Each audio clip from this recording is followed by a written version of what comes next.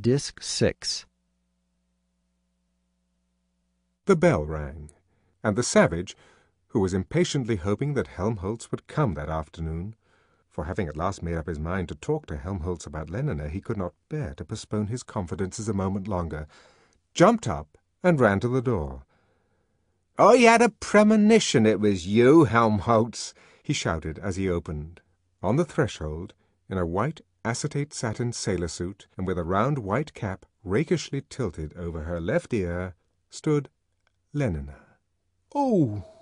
said the savage, as though someone had struck him a heavy blow. 1/2 a gram had been enough to make Lenina forget her fears and her embarrassments. "Hello, John," she said, smiling, and walked past him into the room. Automatically he closed the door and followed her. Lenina sat down. There was a long silence. "You don't seem very glad to see me, John," she said at last. "Not glad?" The savage looked at her reproachfully, then suddenly fell on his knees before her, and, taking Lenina's hand, reverently kissed it. "Not glad? Oh, if only you knew!" he whispered, and venturing to raise his eyes to her face, "Admired Lenina," he went on. "Indeed, the top of admiration, worth what's dearest in the world." She smiled at him with a luscious tenderness. "Oh, you so perfect!" She was leaning towards him with parted lips. "So perfect, so peerless are created," nearer and nearer, "of every creature's best," still nearer. The savage suddenly scrambled to his feet. "That's why," he said, speaking with averted face, "I wanted to do something first. I mean, to show you I was worthy of you. Not that I could ever really be that, but at any rate to show I wasn't absolutely unworthy. I wanted to do something." "Why should you think it necessary?" Lenina began, but left the sentence unfinished. There was a note of irritation in her voice.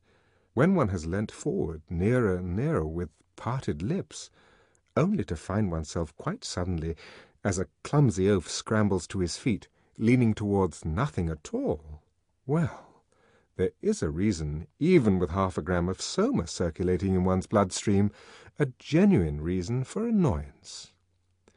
"At Malpace," the savage was incoherently mumbling, "you had to bring her the skin of a mountain lion. I mean, when you wanted to marry someone, or else a wolf." "There aren't any lions in England," Lenina almost snapped. "And even if there were," the savage added with a sudden contemptuous resentment, "people would kill them out of helicopters, I suppose, with poison gas or something. I wouldn't do that, Lenina." He squared his shoulders. He ventured to look at her, and was met with a stare of annoyed incomprehension. Confused. "I'll do anything," he went on, more and more incoherently. "Anything you tell me. There be some sports are painful, you know, but their labour, delight in them, sets off. That's what I feel. I mean, I'd sweep the floor if you wanted." "But we've got vacuum cleaners here," said Lenina in bewilderment. "It isn't necessary." "No, of course it isn't necessary. But some kinds of baseness are nobly undergone. I'd like to undergo something nobly, don't you see?" "But if there are vacuum cleaners—" "That's not the point." "And epsilon semi-morons to work them," she went on. "Well, really, why?" "Why? But for you! For you! Just to show that I—" "And what on earth vacuum cleaners have got to do with lions?" "To show how much—" "Or lions being glad to see me." She was getting more and more exasperated. "How much I love you, Lenina!" he brought out almost desperately. An emblem of the inner tide of startled elation, the blood rushed up into Lenina's cheeks. "Do you mean it, John?" "But I hadn't meant to say so," cried the savage, clasping his hands in a kind of agony. "Not until— Listen, Lenina, in Malpace people get married." "Get what?" The irritation had begun to creep back into her voice. What was he talking about now? "For always. They make a promise to live together. For always." "What a horrible idea!"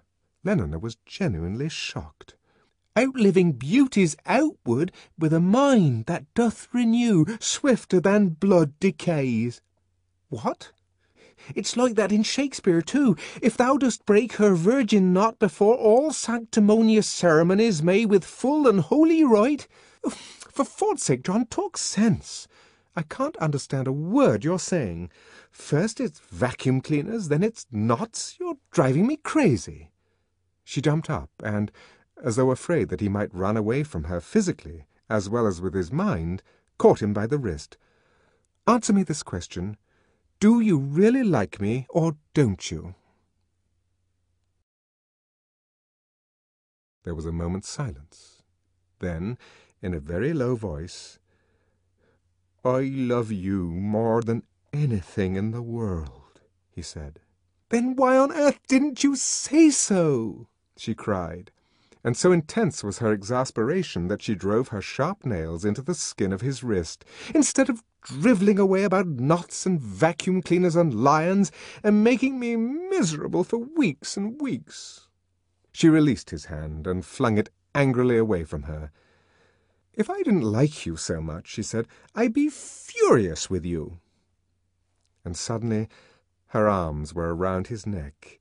He felt her lips soft against his own, so deliciously soft, so warm and electric that inevitably he found himself thinking of the embraces in 3 weeks in a helicopter. Ooh, the stereoscopic blonde, and the more than real blackamoor.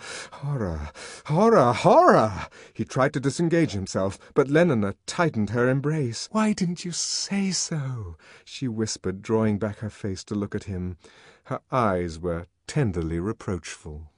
The murkiest den, the most opportune place, the voice of conscience thundered poetically. The strongest suggestion our worse a genius can shall never melt mine honour into lust. Never, never, he resolved. You silly boy, she was saying. I wanted you so much, and if you wanted me too, why didn't you? But Leniner, he began protesting, and as she immediately untwined her arms as she stepped away from him, he thought for a moment that she had taken his unspoken hint. But when she unbuckled her white patent cartridge belt and hung it carefully over the back of a chair, he began to suspect that he had been mistaken. Leniner, he repeated apprehensively. She put her hand to her neck and gave a long vertical pull. Her white sailor's blouse was ripped to the hem. Suspicion condensed into a too solid certainty. Leniner, what are you doing? Zip, zip. Her answer was wordless. She stepped out of her bell-bottom trousers. Her zippy kaminiks were a pale shell pink. The arch-community songster's golden tea dangled at her breast. For those milk paps that through the window bars bore at men's eyes. The singing, thundering, magical words made her seem doubly dangerous, doubly alluring. Soft, soft, but how piercing, boring, and drilling into reason, tunnelling through resolution. The strongest oaths are straw to the fire i' the blood. Be more abstemious, or else. Zip! The rounded pinkness fell apart, like a neatly divided apple. A wriggle of the arms, a lifting first of the right foot, then the left. The zippy kaminiks were lying lifeless and as though deflated on the floor. Still wearing her shoes and socks, and her rakishly tilted round white cap, she advanced towards him. Darling, darling, if only you'd said so before. She held out her arms. But instead of also saying, darling, and holding out his arms, the savage retreated in terror, flapping his hands at her, as though he were trying to scare away some intruding and dangerous animal. 4 backward steps, and he was brought to bay against the wall. Sweet, said Lenina, and laying her hands on his shoulders, pressed herself against him. Put your arms round me, she commanded. Hug me till you drug me, honey. She too had poetry at her command, knew words that sang and were spells and beat drums. "Kiss me." She closed her eyes. She let her voice sink to a sleepy murmur. "Kiss me till I'm in a coma. Hug me, honey, snugly." The savage caught her by the wrists, tore her hand from his shoulders, thrust her roughly away at arm's length. "Oh, you're hurting me, oh!" She was suddenly silent. Terror had made her forget the pain. Opening her eyes, she had seen his face. No, not his face. A ferocious stranger's, pale, distorted, twitching with some insane, inexplicable fury. Aghast. "But what is it, John?" she whispered. He did not answer, but only stared into her face with those mad eyes. The hands that held her wrists were trembling. He breathed deeply and irregularly, faint almost to imperceptibility, but appalling. She suddenly heard the grinding of his teeth. "What is it?" she almost screamed. And, as though awakened by her cry, he caught her by the shoulders and shook her. "Whore!" he shouted. "Whore! Impudent strumpet!" "Oh, don't!" she protested in a voice made grotesquely tremulous by his shaking. "Whore! Please! Damned whore!" "A gram is better," she began. The savage pushed her away with such force that she staggered and fell. "Go!" he shouted, standing over her menacingly. "Get out of my sight, or I'll kill you!" He clenched his fists. Lenina raised her arms, covered her face. "No, please don't, John." "Hurry up, quick!" One arm still raised, and following his every movement with a terrified eye, she scrambled to her feet, and still crouching, still covering her head, made a dash for the bathroom. The noise of that prodigious slap by which her departure was accelerated was like a pistol shot. "Oh!" Lenina bounded forward. Safely locked into the bathroom, she had leisure to take stock of her injuries. Standing with her back to the mirror, she twisted her head. Looking over her left shoulder, she could see the imprint of an open hand, standing out distinct and crimson on the pearly flesh. Gingerly, she rubbed the wounded spot. Outside, in the other room, the savage was striding up and down, marching to the drums and music of magical words. "The wren goes to it, and the small gilded fly does lecture in my sight." Maddeningly they rumbled in his ears. "The fichu nor the soiled horse goes to it with a more riotous appetite. Down from the waist they are centaurs, though women all above, but to the girdle do the gods inherit. Beneath is all the fiends. There's hell, there's darkness, there is the sulphurous pit, burning, scalding, stench, consumption, fie, pa, fa! Give me an ounce of civet good apothecary to sweeten my imagination." "John," ventured a small, ingratiating voice from the bathroom. "John." "O thou weed, who art so lovely fair and smelt so sweet that the sense aches at thee, was this most goodly book made to write whore upon? Heaven stops the nose at it." But her perfume still hung about him. His jacket was white with the powder that had scented her velvety body. "Impudent strumpet! Impudent strumpet! Impudent strumpet!" The inexorable rhythm beat itself out. "Impudent!" "John, do you think I might have my clothes?" He picked up the bell-bottomed trousers, the blouse, the zippy kameniks. "Open!" he ordered, kicking the door. "No, I won't." The voice was frightened and defiant. "Well, how do you expect me to give them to you?" "Push them through the ventilator over the door." He did what she suggested, and returned to his uneasy pacing of the room. Impudent strumpet! Impudent strumpet! The devil luxury with his fat rump and potato finger! "John!" He would not answer. Fat rump and potato finger! "John!" "What is it?"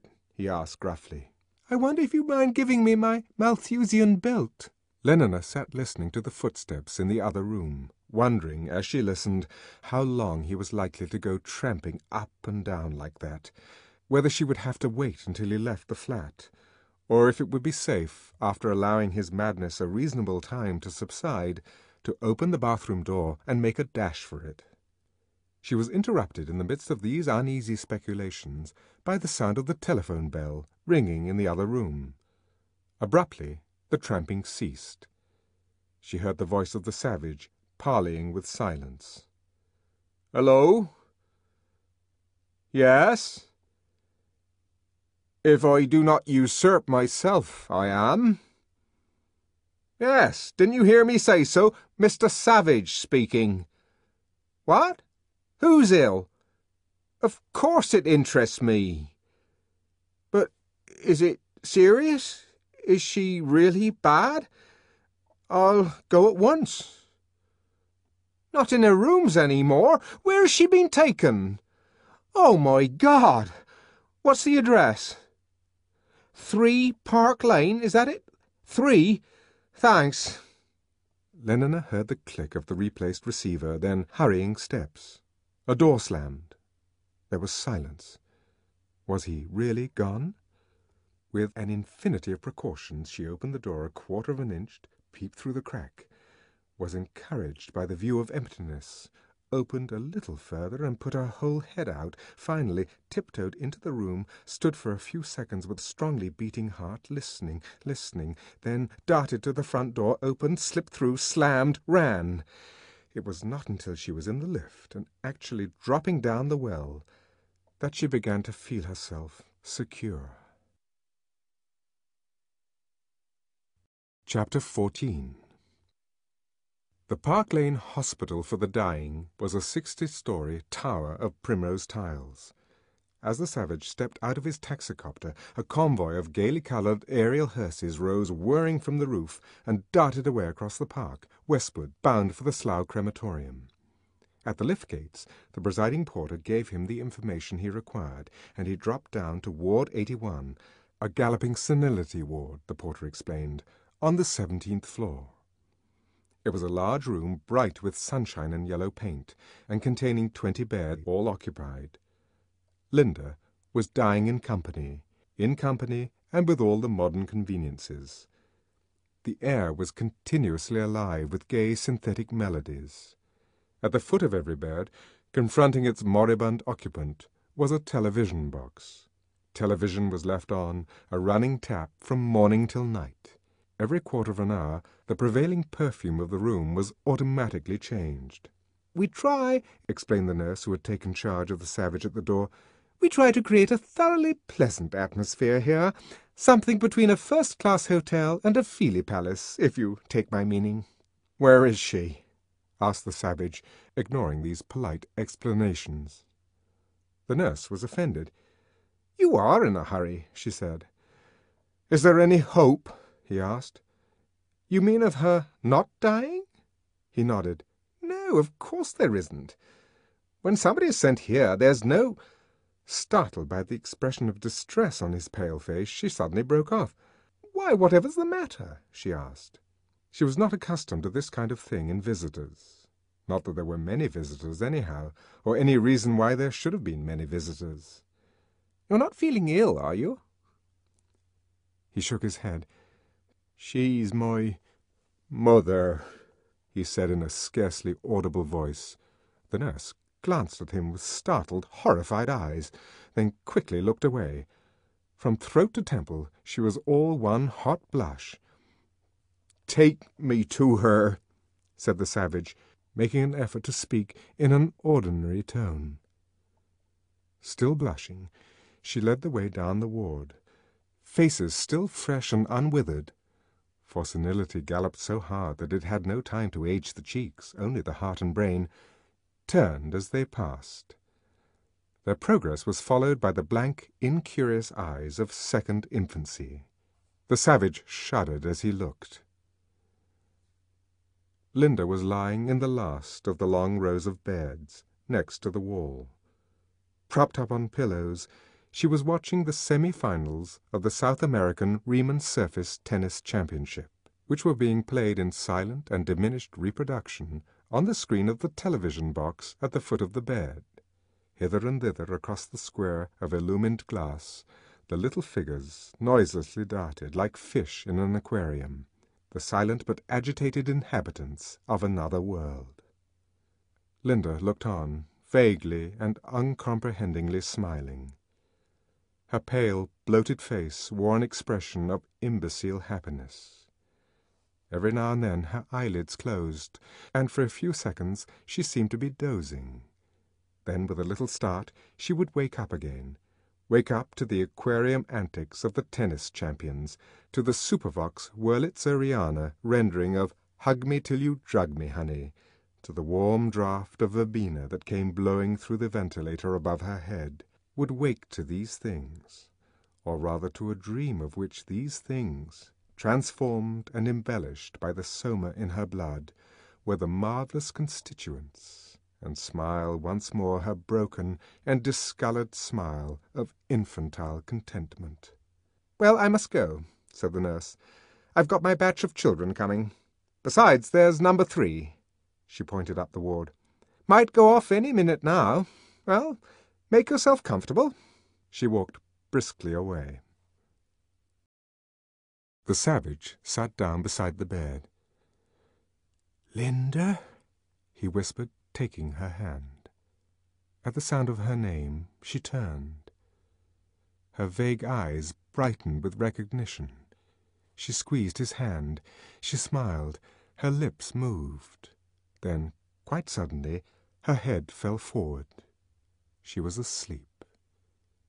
He sat watching her, seeking through the tired flesh, seeking and finding that young, bright face which had stooped over his childhood in Malpace, remembering, and he closed his eyes, her voice, her movements, all the events of their life together.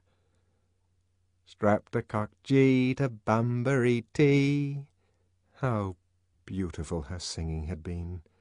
And those childish rhymes, how magically strange and mysterious!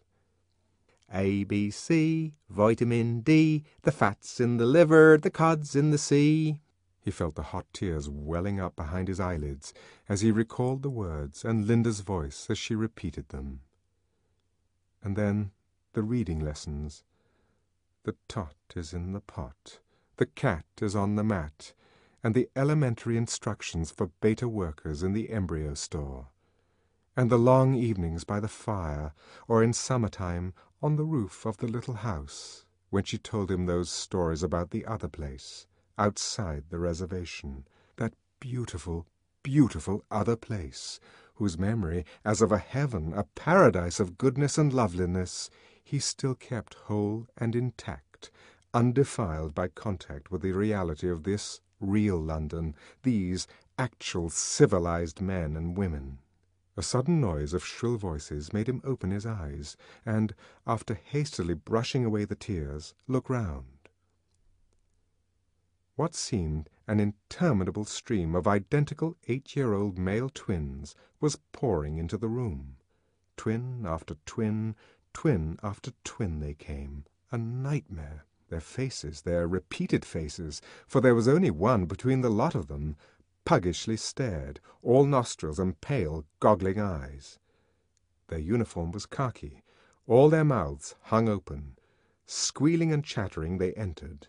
In a moment, it seemed, the ward was maggoty with them. They swarmed between the beds, clambered over, crawled under, peeped into the television boxes, made faces at the patients. Linda astonished and rather alarmed them. A group stood clustered at the foot of her bed, staring with the frightened and stupid curiosity of animals suddenly confronted by the unknown. "Oh, look! Look!" They spoke in low, scared voices. "Whatever is the matter with her? Why is she so fat?" They had never seen a face like hers before, had never seen a face that was not youthful and taut-skinned, a body that had ceased to be slim and upright. All these moribund sexagenarians had the appearance of childish girls. At 44, Linda seemed by contrast a monster of flaccid and distorted senility. Isn't she awful?" came the whispered comments. "Look at her teeth." Suddenly, from under the bed, a pug-faced twin popped up between John's chair and the wall, and began peering into Linda's sleeping face. "I say," he began, but his sentence ended prematurely in a squeal. The savage had seized him by the collar, lifted him clear over the chair, and with a smart box on the ears sent him howling away. His yells brought the head nurse hurrying to the rescue. "What have you been doing to him?" she demanded fiercely. "I won't have you striking the children."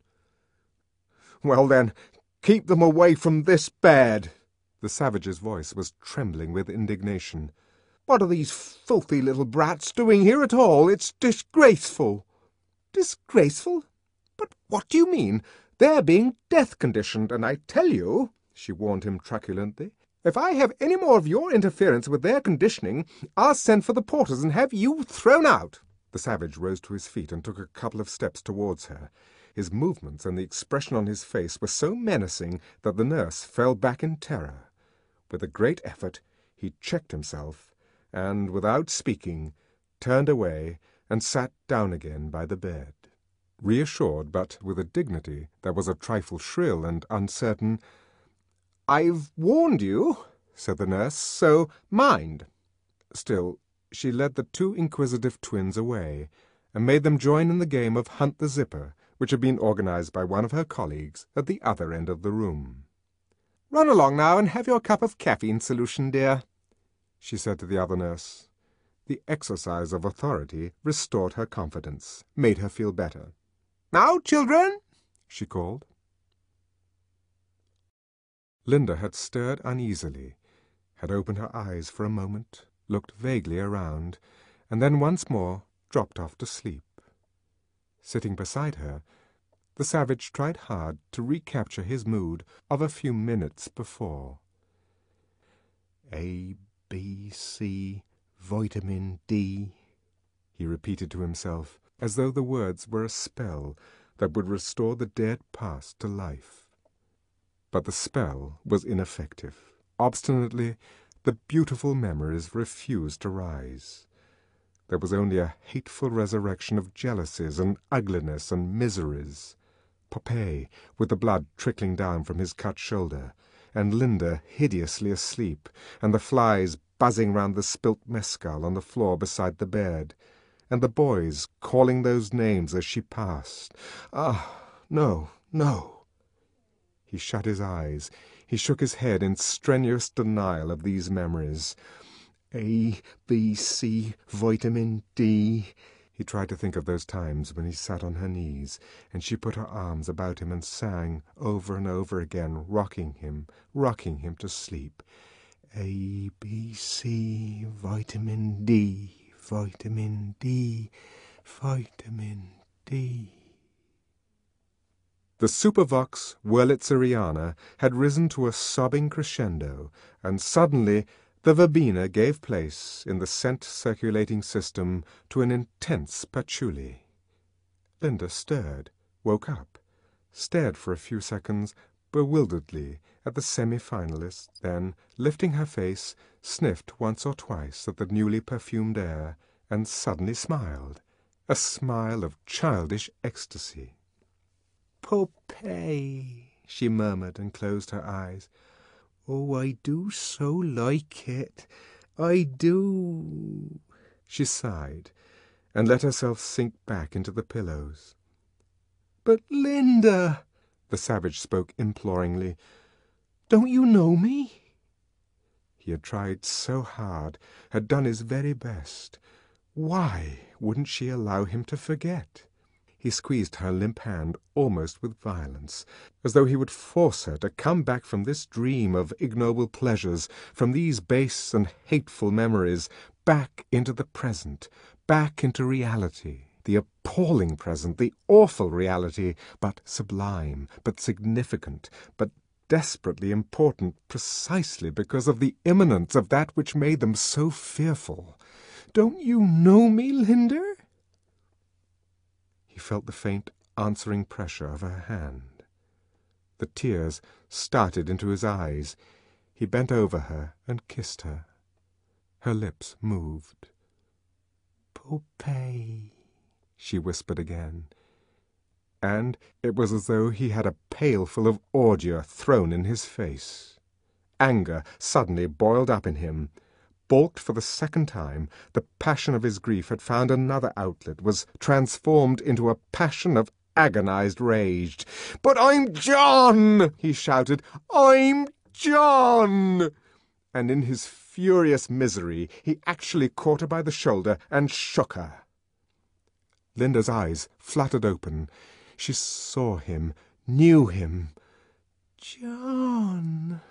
But situated the real face, the real and violent hands, in an imaginary world, among the inward and private equivalents of patchouli and the Superwurlitzer, among the transfigured memories and the strangely transposed sensations that constituted the universe of her dream. She knew him for John, her son, but fancied him an intruder into that paradisal Malpace where she had been spending her summer holiday with Popeye. He was angry because she liked Popeye.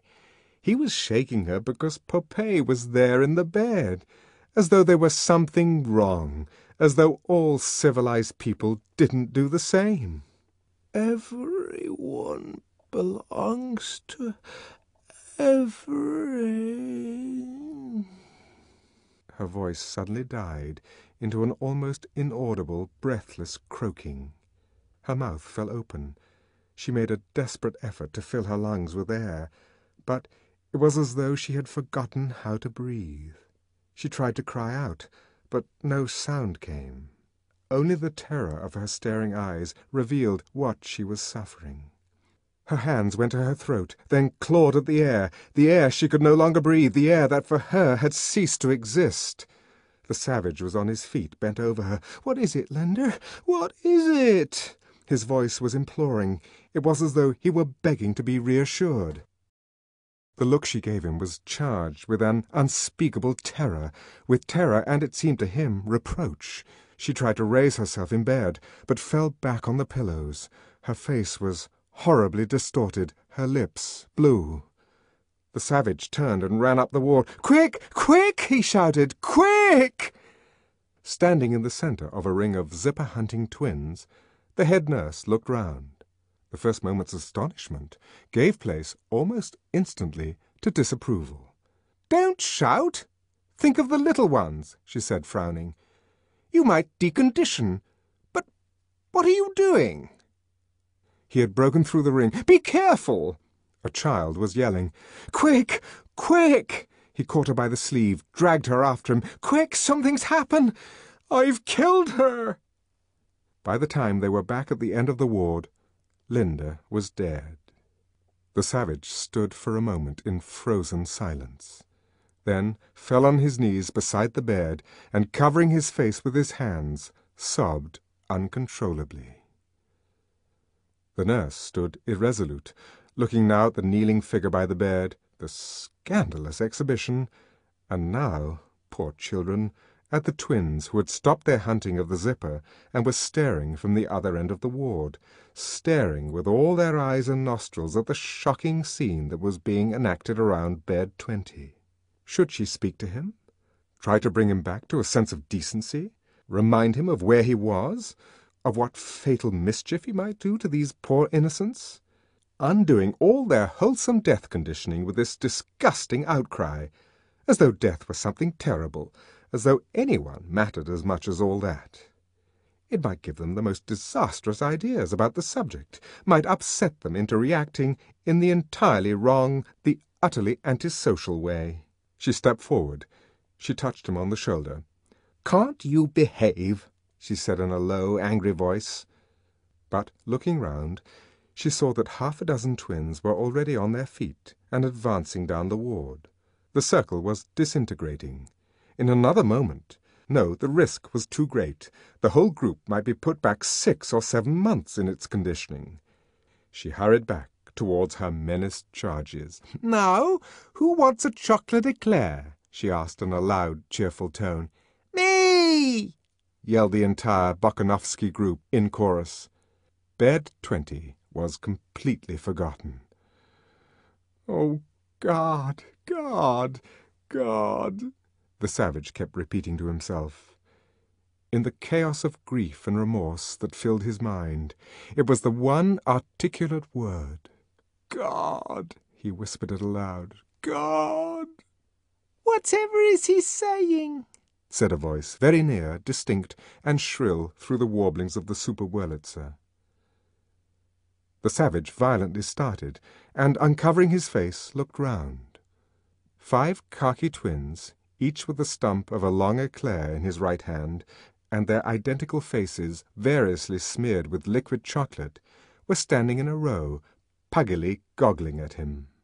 They met his eyes and simultaneously grinned. One of them pointed with his eclair butt. "Is she dead?" he asked. The savage stared at them for a moment in silence. Then, in silence, he rose to his feet. In silence, slowly walked towards the door. "Is she dead?" repeated the inquisitive twin, trotting at his side. The savage looked down at him, and still without speaking, pushed him away. The twin fell on the floor and at once began to howl. The savage did not even look round. Chapter 15. The menial staff of the Park Lane Hospital for the Dying consisted of 162 deltas, divided into 2 Bokanovsky groups of 84 red-headed female and 78 dark dolichocephalic male twins, respectively. At 6, when their working day was over, the 2 groups assembled in the vestibule of the hospital and were served by the deputy sub-bursar with their soma ration. From the lift, the savage stepped out into the midst of them. But his mind was elsewhere, with death, with his grief and his remorse. Mechanically, without consciousness of what he was doing, he began to shoulder his way through the crowd. "Who are you pushing?" "Where do you think you're going?" High, low, from a multitude of separate throats, only 2 voices squeaked or growled.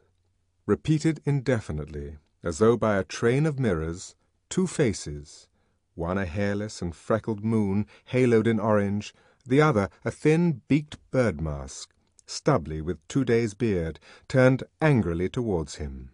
Their words, and in his ribs the sharp nudging of elbows, broke through his unawareness. He woke once more to external reality, looked round him, knew what he saw, knew it with a sinking sense of horror and disgust for the recurrent delirium of his days and nights, the nightmare of swarming, indistinguishable sameness, twins, like maggots they had swarmed defilingly over the mystery of Linda's death. Maggots again, but larger, full-grown, they now crawled across his grief and his repentance. He halted, and with bewildered and horrified eyes stared round him at the khaki mob, in the midst of which, overtopping it by a full head, he stood. "How many goodly creatures are there here?" The singing words mocked him derisively. "How beauteous mankind is, O brave new world!" "Soma distribution!" shouted a loud voice. "In good order, please! Hurry up there!" A door had been opened, a table and chair carried into the vestibule. The voice was that of a jaunty young alpha, who had entered carrying a black iron cash-box. A murmur of satisfaction went up from the expectant twins. They forgot all about the savage. Their attention was now focused on the black cash-box, which the young man had placed on the table, and was now in process of unlocking. The lid was lifted. "Ooh!" said all the 162 simultaneously, as though they were looking at fireworks. The young man took out a handful of tiny pillboxes. "Now," he said peremptorily, "step forward, please. 1 at a time, and no shoving." 1 at a time, with no shoving, the twins stepped forward. First 2 males, then a female, then another male, then 3 females, then the savage stood looking on. "Oh, brave new world! Oh, brave new world!" In his mind, the singing words seemed to change their tone. They had mocked him through his misery and remorse, mocked him with how hideous a note of cynical derision. Fiendishly laughing, they had insisted on the low squalor, the nauseous ugliness of the nightmare. Now, suddenly, they trumpeted a call to arms. "Oh, brave new world!" Miranda was proclaiming the possibility of loveliness, the possibility of transforming even the nightmare into something fine and noble. "Oh, brave new world!" It was a challenge, a command. "No shoving there now!" shouted the deputy sub-bursar in a fury. He slammed down the lid of his cash-box. "I shall stop the distribution unless I have good behaviour." The deltas muttered, jostled one another a little, and then were still. The threat had been effective. Deprivation of soma. Appalling thought. "That's better," said the young man, and reopened his cash-box. Linda had been a slave. Linda had died. Others should live in freedom, and the world be made beautiful. A reparation, a duty, and suddenly it was luminously clear to the savage what he must do. It was as though a shutter had been opened, a curtain drawn back. "Now?" said the deputy sub-bursar. Another khaki female stepped forward. "Stop!" called the savage in a loud and ringing voice. "Stop!" Pushed his way to the table. The deltas stared at him with astonishment. "Ford," said the deputy sub-bursar below his breath. "It's the savage." He felt scared. "Listen, I beg you," cried the savage earnestly. "Lend me your ears." He had never spoken in public before, and found it very difficult to express what he wanted to say. "Don't take that horrible stuff. It's poison. It's poison." "I say, Mr. Savage," said the deputy sub-bursar, smiling propitiatingly, "would you mind letting me poison to the soul as well as body? Yes, but let me get on with my distribution, won't you? There's a good fellow." With the cautious tenderness of one who strokes a notoriously vicious animal, he patted the savage's arm. "Just let me—" "Never!" cried the savage. "But look here, old man. Throw it all away. That's horrible poison." The words, "throw it all away," pierced through the enfolding layers of incomprehension to the quick of the delta's consciousness. An angry murmur went up from the crowd. "I come to bring you freedom," said the savage, turning back towards the twins. "I come—" The deputy sub-bursar heard no more. He had slipped out of the vestibule and was looking up a number in the telephone book. "Not in his own rooms," Bernard summed up. "Not in mine, not in yours, not at the Aphroditeum, not at the centre or the college. Where can he have got to?" Helmholtz shrugged his shoulders. They had come back from their work, expecting to find the savage waiting for them at one or other of their usual meeting places, and there was no sign of the fellow. Which was annoying, as they had meant to nip across to Biarritz in Helmholtz's four-seater sporticopter. They'd be late for dinner if he didn't come soon. "We'll give him 5 more minutes," said Helmholtz. "If he doesn't turn up by then, we'll—" The ringing of the telephone bell interrupted him. He picked up the receiver. "Hello, speaking." Then, after a long interval of listening, "Ford in flivver," he swore. "I'll come at once." "What is it?" Bernard asked. "A fellow I know at the Park Lane Hospital," said Helmholtz. "The savage is there. Seems to have gone mad. Anyhow, it's urgent. Will you come with me?" Together they hurried along the corridor to the lifts. "But do you like being slaves?" the savage was saying as they entered the hospital. His face was flushed, his eyes bright with ardour and indignation. "Do you like being babies? Yes, babies, mewling and puking," he added, exasperated by their bestial stupidity into throwing insults at those he had come to save. The insults bounced off their carapace of thick stupidity. They stared at him with a blank expression of dull and sullen resentment in their eyes. "Yes, puking!" he fairly shouted. Grief and remorse, compassion and duty, all were forgotten now, and, as it were, absorbed into an intense, overpowering hatred of these less-than-human monsters. "Don't you want to be free and men? Don't you even understand what manhood and freedom are?" Rage was making him fluent. The words came easily in a rush. "Don't you?" he repeated, but got no one to answer his question. "Very well, then," he went on grimly. "I'll teach you. I'll make you be free whether you want to or not."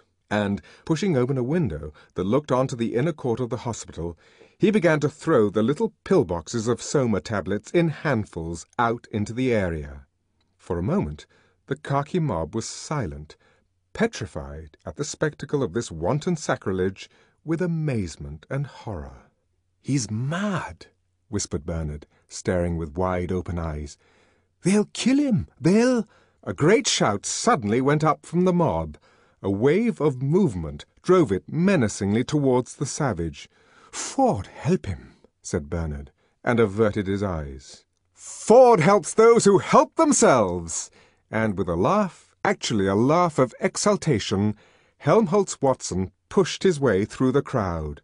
"Free! Free!" the savage shouted, and with one hand continued to throw the Soma into the area, while with the other he punched the indistinguishable faces of his assailants. "Free!" And suddenly there was Helmholtz at his side. "Good old Helmholtz!" also punching. "Men at last!" And in the interval also throwing the poison out by handfuls through the open window. "Yes, men! Men!" And there was no more poison left. He picked up the cash-box, showed them its black emptiness. "You're free!" Howling, the Deltas charged with redoubled fury, hesitant on the fringes of the battle. "They're done for," said Bernard, and, urged by a sudden impulse, ran forward to help them, then thought better of it and halted, then, ashamed, stepped forward again, then again thought better of it, and was standing in an agony of humiliated indecision, thinking that they might be killed if he didn't help them, and that he might be killed if he did, when, Ford be praised, goggle-eyed and swine-snouted in their gas masks, in ran the police. Bernard dashed to meet them. He waved his arms, and it was action. He was doing something. He shouted, "Help!" several times, more and more loudly, so as to give himself the illusion of helping. "Help! Help! Help!" The policemen pushed him out of the way and got on with their work. 3 men with spraying machines buckled to their shoulders pumped thick clouds of Soma vapor into the air. 2 more were busy round the portable synthetic music box. Carrying water pistols charged with a powerful anesthetic, 4 others had pushed their way into the crowd and were methodically laying out, squirt by squirt, the more ferocious of the fighters. "Quick! Quick!" yelled Bernard. "They'll be killed if you don't hurry! They'll— Oh!" Annoyed by his chatter, one of the policemen had given him a shot from his water pistol. Bernard stood for a second or two wobbling unsteadily on legs that seemed to have lost their bones, their tendons, their muscles, to have become mere sticks of jelly, and at last not even jelly, water. He tumbled in a heap on the floor. Suddenly, from out of the synthetic music box, a voice began to speak. The voice of reason, the voice of good feeling. The soundtrack roll was unwinding itself in synthetic anti-riot speech number 2, medium strength. Straight from the depths of a non-existent heart, "My friends, my friends," said the voice so pathetically, with a note of such infinitely tender reproach that, behind their gas masks, even the policeman's eyes were momentarily dimmed with tears. "What is the meaning of this? Why aren't you all being happy and good together? Happy and good," the voice repeated. "At peace, at peace." It trembled, sank into a whisper, and momentarily expired. "Oh, I do want you to be happy," it began with a yearning earnestness. "I do so want you to be good. please, please be good and—" 2 minutes later, the voice and the soma vapour had produced their effect. In tears, the deltas were kissing and hugging one another, 6 twins at a time, in a comprehensive embrace. Even Helmholtz and the savage were almost crying. A fresh supply of pill-boxes was brought in from the bursary. A new distribution was hastily made, and to the sound of the voices' richly affectionate baritone valedictions, the twins dispersed, blubbering as though their hearts would break. "Good-bye, my dearest, dearest friends. Ford keep you. Good-bye, my dearest, dearest friends. Ford keep you. Good-bye, my dearest, dearest." When the last of the deltas had gone, the policeman switched off the current. The angelic voice fell silent. "Will you come quietly?" asked the sergeant. "Or must we anaesthetize?" He pointed his water pistol menacingly. "Oh, we'll come quietly," the savage answered, dabbing alternately a cut lip, a scratched neck, and a bitten left hand. Still keeping his handkerchief to his bleeding nose, Helmholtz nodded in confirmation.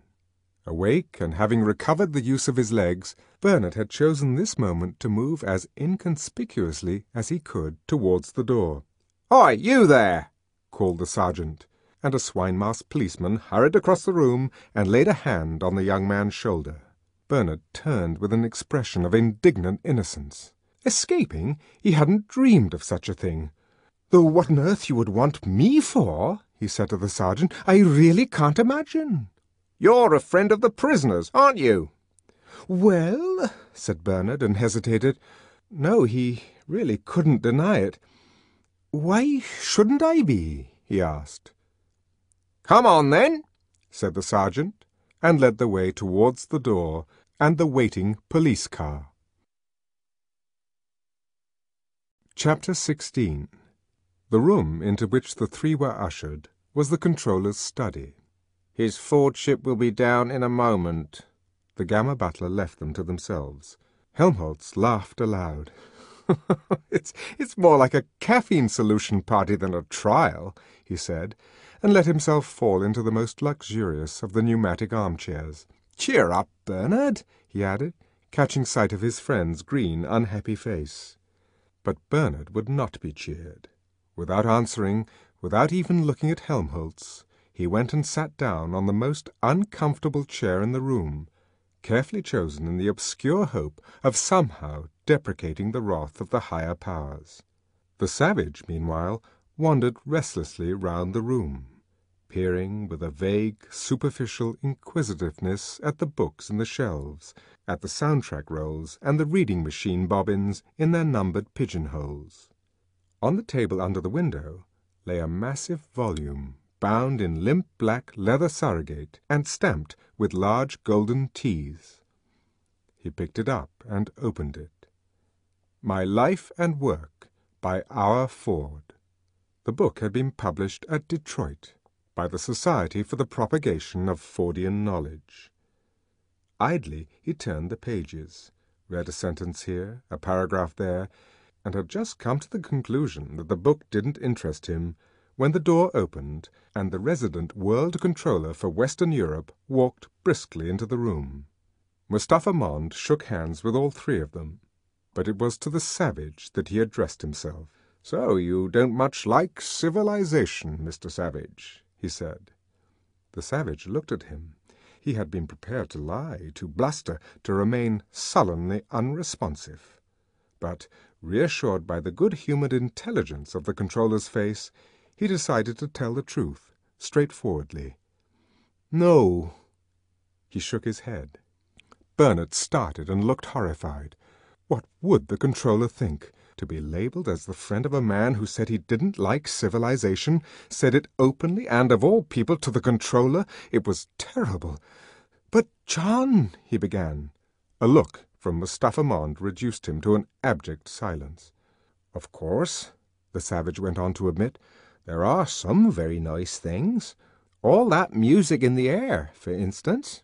Sometimes 1,000 twangling instruments will hum about my ears, and sometimes voices." The savage's face lit up with a sudden pleasure.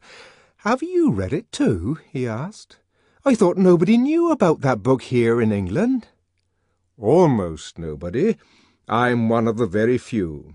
It's prohibited, you see. But as I make the laws here, I can also break them. With impunity, Mr. Marks," he added, turning to Bernard, "which I'm afraid you can't do." Bernard sank into a yet more hopeless misery. "But why is it prohibited?" asked the savage. In the excitement of meeting a man who had read Shakespeare, he had momentarily forgotten everything else. The controller shrugged his shoulders. "Because it's old, that's the chief reason. We haven't any use for old things here." "Even when they're beautiful?" "Particularly when they're beautiful. Beauty's attractive, and we don't want people to be attracted by old things. We want them to like the new ones." "But the new ones are so stupid and horrible. Those plays where there's nothing but helicopters flying about and you feel the people kissing." He made a grimace. "Goats and monkeys." Only in Othello's words could he find an adequate vehicle for his contempt and hatred. "Nice tame animals, anyhow," the controller murmured parenthetically. "Why don't you let them see Othello instead?" "I've told you, it's old. Besides, they couldn't understand it." Yes, that was true. He remembered how Helmholtz had laughed at Romeo and Juliet. "Well, then," he said after a pause, "something new that's like Othello and that they could understand."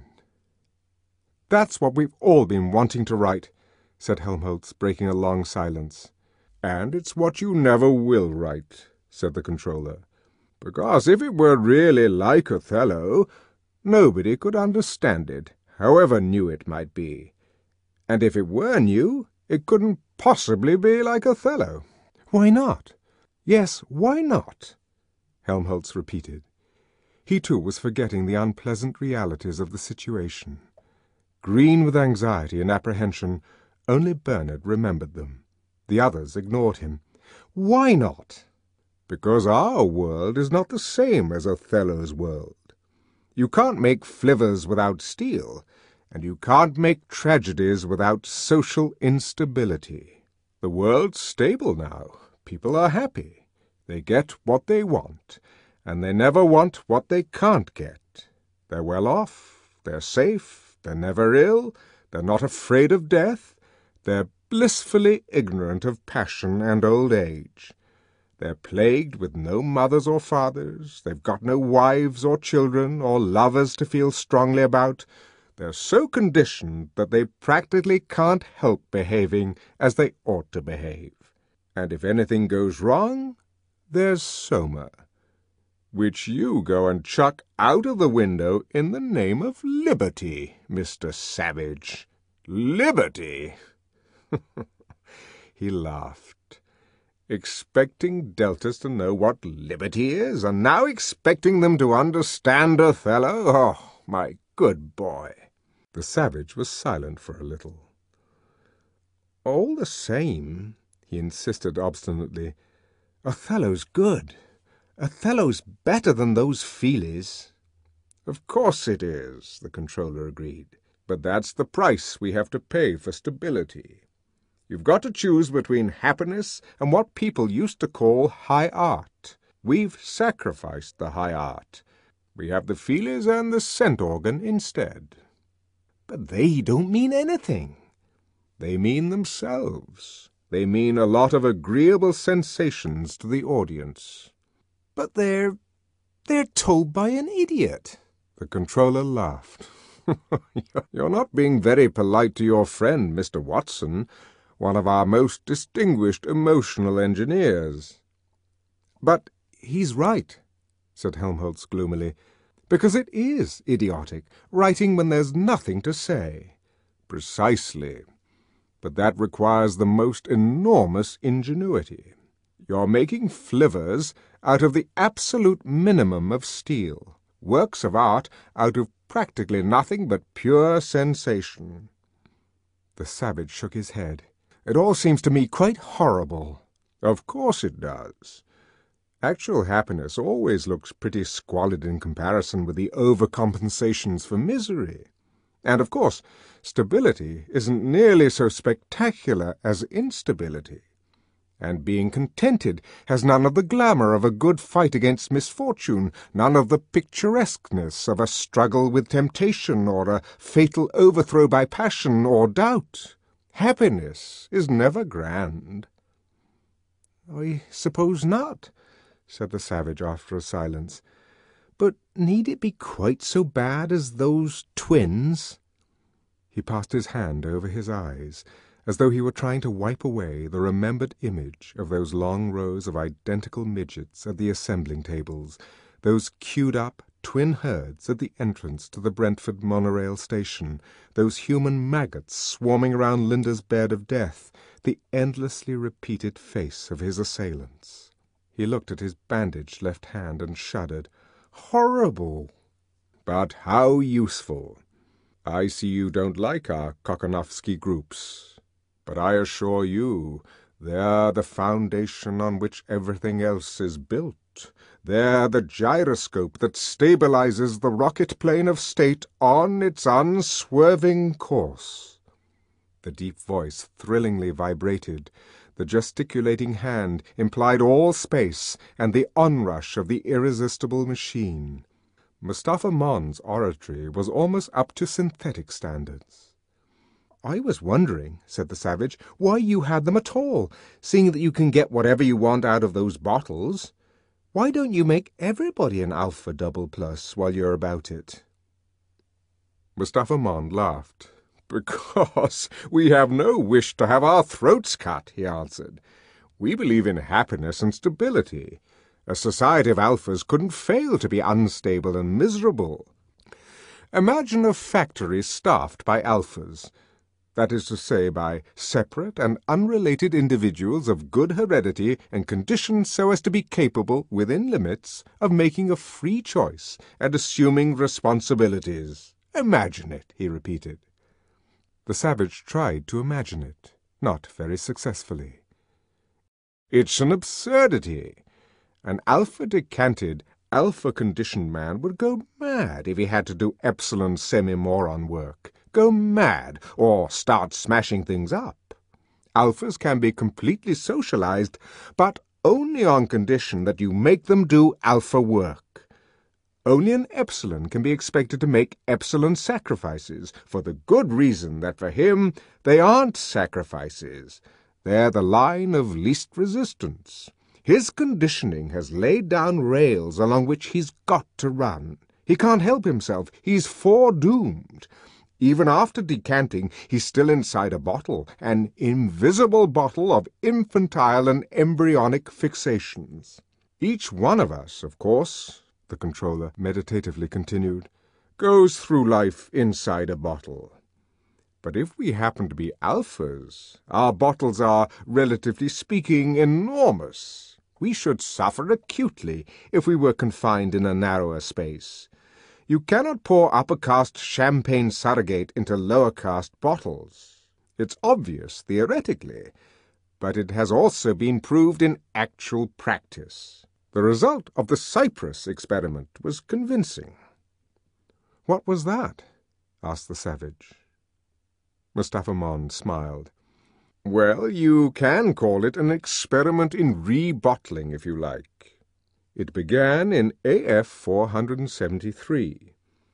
The controllers had the island of Cyprus cleared of all its existing inhabitants and recolonized with a specially prepared batch of 22,000 alphas.